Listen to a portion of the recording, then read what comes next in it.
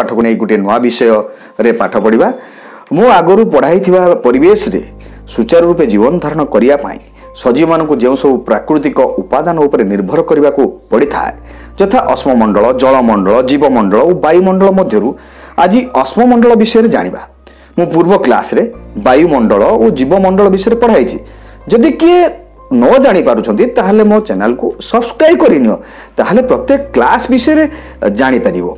आसो ताहले आरंभ करिबा अश्ममंडल जहार इंग्रजी प्रतिशब्द लिथोस्फियर।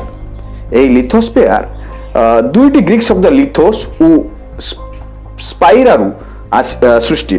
लिथोस रो अर्थ पथुरिया और स्पाइरार अर्थ मंडल। तेणु एथिरु आमे बुझिलु जे पृथ्वीर कठिन बा पथुरिया बाह्य आवरण को अश्ममंडल कहा जाए।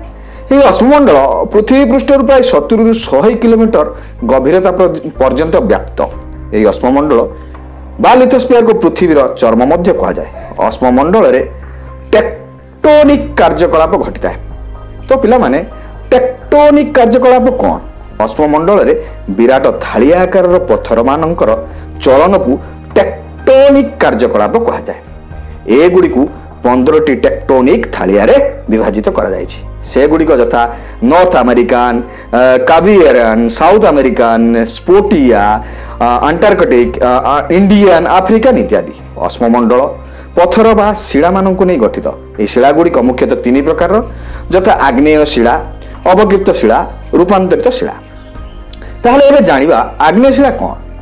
आग्नेयगिरी उद्गीरण द्वारा तरल लार्भा कठिन हुई आग्नेय शिला सृष्टि हुए। बासलट पत्थर, मुग्नि पत्र यार उदाहरण। एबे जानिबु अवक्षिप्त शिला जल और वायु द्वारा आनित खनिज पदार्थ गुड़ी क्रमागत भाव में ठूल हुई कालक्रमे कठिन होगा द्वारा जो शिला गठित हुए ताहा अवक्षिप्त शिला। चून पत्थर, बालुका पत्थर यार उदाहरण। यापर आग्नेय शिला और अवक्षिप्त शिलार समन्वय रूपांतरित शिला गठित हुए।